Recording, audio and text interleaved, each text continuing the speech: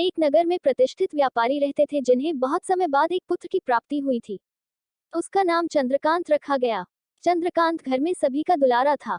अति कठिनाई एवं लंबे समय इंतजार के बाद संतान का सुख मिलने पर घर के प्रत्येक व्यक्ति के मन में व्यापारी के पुत्र चंद्रकांत के प्रति विशेष लाड़ प्यार था, जिसने चंद्रकांत को बहुत बिगाड़ दिया था।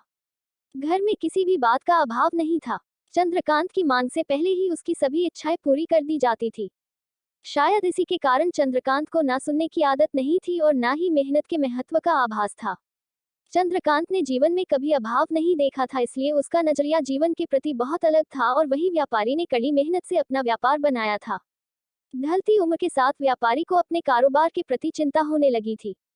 व्यापारी को चंद्रकांत के व्यवहार से प्रत्यक्ष था कि उसके पुत्र को मेहनत के फल का महत्व नहीं पता। उसे आभास हो चुका था कि उसके लाड प्यार ने चंद्रकांत को जीवन की वास्तविकता और जीवन में मेहनत के महत्व से बहुत दूर कर दिया है। गहन चिंतन के बाद व्यापारी ने निश्चय किया कि वो चंद्रकांत को मेहनत के फल का महत्व स्वयं सिखाएगा, चाहे उसके लिए उसे कठोर ही क्यों न बनना पड़े।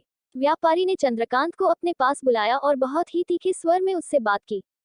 उसने कहा कि तुम्हारा मेरे परिवार में कोई अस्तित्व नहीं है, तुमने मेरे कारोबार में कोई योगदान नहीं दिया और इसलिए मैं चाहता हूँ कि तुम अपनी मेहनत से धन कमाओ, तभी तुम्हें तुम्हारे धन के मुताबिक 2 वक्त का खाना दिया जाएगा। यह सुनकर चंद्रकांत को ज्यादा कोई फर्क नहीं पड़ा। उसने उसे क्षण भर का गुस्सा समझ लिया, लेकिन व्यापारी ने भी ठान रखी थी।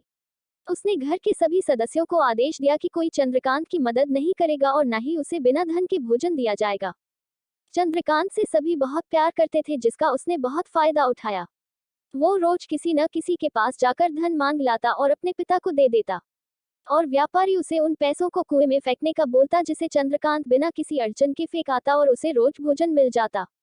ऐसा कई दिनों तक चलता रहा, लेकिन अब घर के लोगों को रोज रोज धन देना भारी पड़ने लगा। सभी उससे अपनी कन्नी काटने लगे, जिस कारण चंद्रकांत को मिलने वाला धन कम होने लगा और उस धन के हिसाब से उसका भोजन भी कम होने लगा। एक दिन चंद्रकांत को किसी ने धन नहीं दिया और उसे अपनी भूख को शांत करने के लिए गांव में जाकर कार्य करना पड़ा। उस दिन वो बहुत देर से थका हारा व्यापारी के पास पहुंचा और धन देकर भोजन मांगा।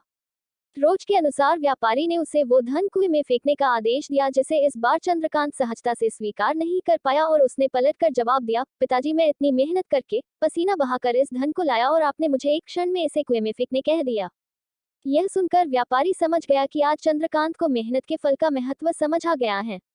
व्यापारी भली भांति जानता था कि उसके परिवार वाले चंद्रकांत की मदद कर रहे हैं, तभी चंद्रकांत इतनी आसानी से धन कुएं में डाल आता था। लेकिन उसे पता था, एक न एक दिन सभी परिवारजन चंद्रकांत से कन्नी काट लेंगे। उस दिन चंद्रकांत के पास कोई विकल्प शेष नहीं होगा। व्यापारी ने चंद्रकांत को गले लगा लिया और अपना सारा कारोबार उसे सौंप दिया। शिक्षा। आज के समय में उच्च वर्ग के परिवारों की संतानों को मेहनत के फल का महत्व पता नहीं होता और ऐसे में यह दायित्व उनके माता पिता का होता है कि वो अपने बच्चों को जीवन की वास्तविकता से अवगत कराए।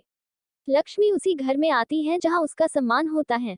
मेहनत ही एक ऐसा हथियार है जो मनुष्य को किसी भी परिस्थिति से बाहर ला सकता है। व्यापारी के पास इतना धन तो था कि चंद्रकांत और उसकी आने वाली पीढ़ी बिना किसी मेहनत के जीवन आसानी से निकाल लेते, लेकिन अगर आज व्यापारी अपने पुत्र को मेहनत का महत्व नहीं बताता तो एक न एक दिन व्यापारी की आने वाली पीढ़ी व्यापारी को कोसती।